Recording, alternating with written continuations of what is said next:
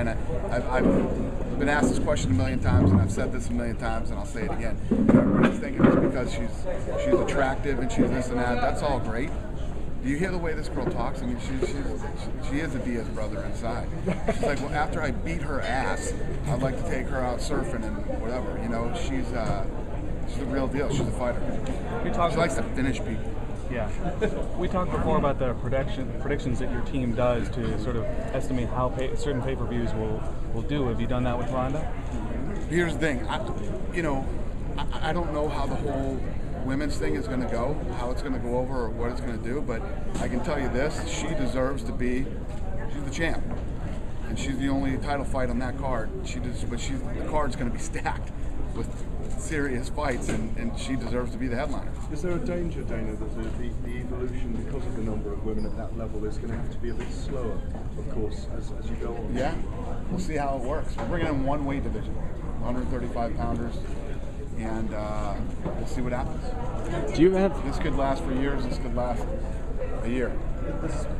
You're committed at least to try and see if this works? Yep. Dana, yeah, I'm committed, I'm in. Can you talk a little bit about kind of the ways you have shifted over the years as far as bringing women into the UFC and kind of what caused that? I hadn't shifted 1 inch until I saw her. She's mean, man. Dana, when you put her contract together, are there any stipulations that say you can't do a movie if something comes up and you can't leave the sport or something like that? I'm not worried about that with this one. She wants to fight. This is like, seriously, she's like Chuck Liddell. I mean, that's what she reminds me of. She just wants to fight and fight and fight. You know, there's going to be plenty of time for movies and all that stuff for her when it's over, but you don't make money in the movies. It's all a crock of shit, you know? And I think some of our guys have figured that out. You know, that being said, though, the fight's in basically close enough to Hollywood as we can get. It's a hometown fight for her. Did that have anything to play into it, like having the Hollywood element there, because she's so good on camera? She just ended up on that card. Oh, okay. That's just the way it worked. Believe me, wherever people land these days is the way it works, because there's so many injuries. And if you think, look at the card that's coming up here for us at the end of the year. We lost Maynard, we lost Forrest, and we lost another Weidman. 3 fucking big guys off that card. It's crazy. What was Ronda's contract status? Was she done with Strikeforce? Did you give her a new contract for UFC? Well, it was never a Strikeforce issue. Everybody in Strikeforce is under contract with us. Okay, so was her contract over, or did you rip it up with a new one, or is it? She has a UFC contract. How many fights are there? 8. Wow. Dana, along the same lines of her leaving for Hollywood, does this work if she loses? I mean, what if she loses? Does the women's division still work? Listen, one thing we all know, anything can happen in there, man.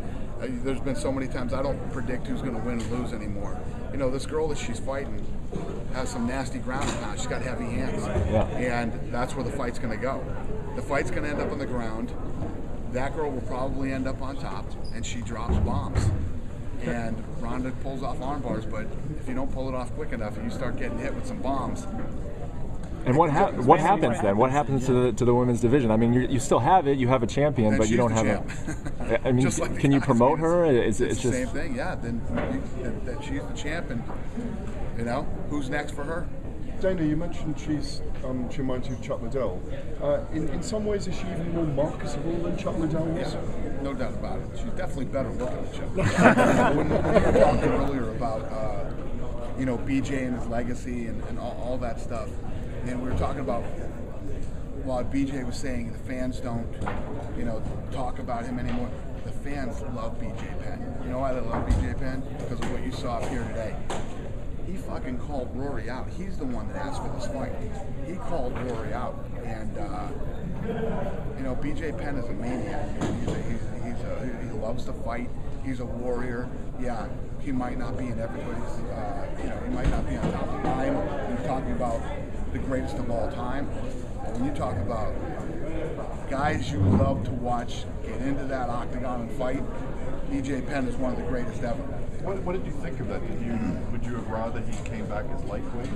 He's going up against a much bigger guy. BJ Penn has fought everybody on this planet. BJ Penn fought Lyoto Machida. You know what I mean? It's like, whatever this kid wants to do, you know, he's proven himself time and time again that he can hang with anybody. You know, has he taken a couple of beatings? Yes, he has, and I blame him for that, not his talent.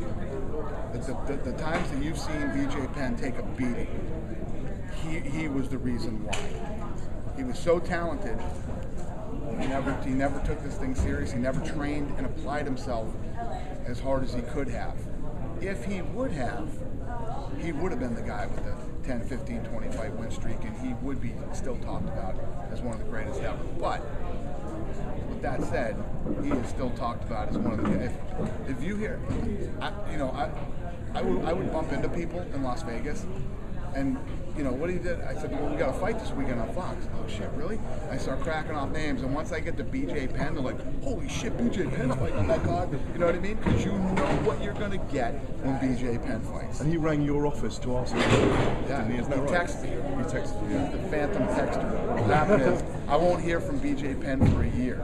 And then I'll get some crazy 4-page text from him, what he's thinking about and what's on his mind. So, and I love when I get them. I love when I get the BJ text. Dana, I know Nick's here in Seattle. Nick Diaz is here in Seattle. Have you given any thought to a potential matchup with him and George? I know Faraz Sahabi, George St-Pierre's head coach, said that was the matchup he wanted. Are you sure Nick is here? Nick is here.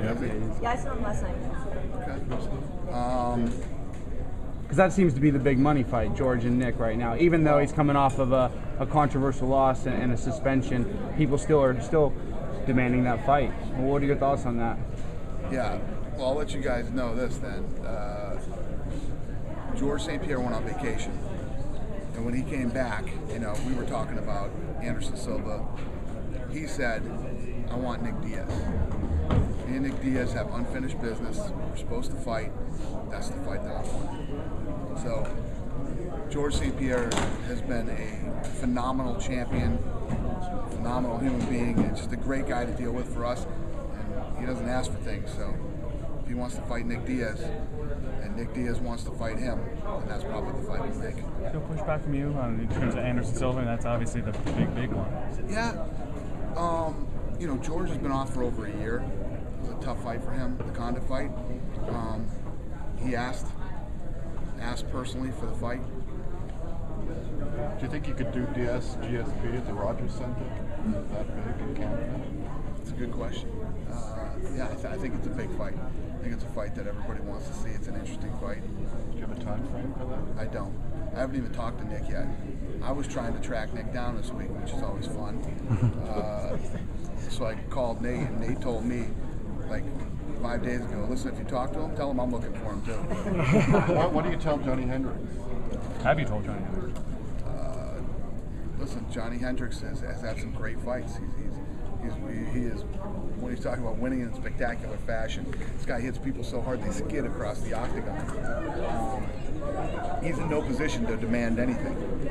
George St-Pierre is the champ, has been forever, and if that's the fight he wants, then that's probably the fight we're going to give him if Diaz accepts it.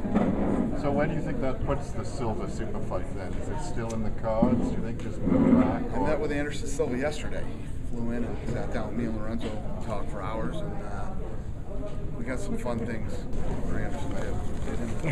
Have you talked to Bonner yet? I have not talked to Bonner yet. I'm still mad at Bonner. Mad or disappointed?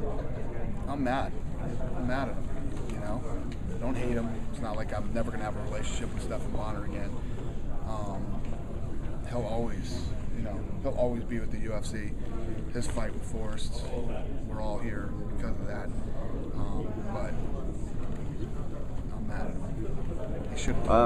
As a manager and a fan, what do you? The beauty is, the greatest fighter in the world weighs 185 pounds, and he falls in between number 2 and number 3 best pound for pound in the world.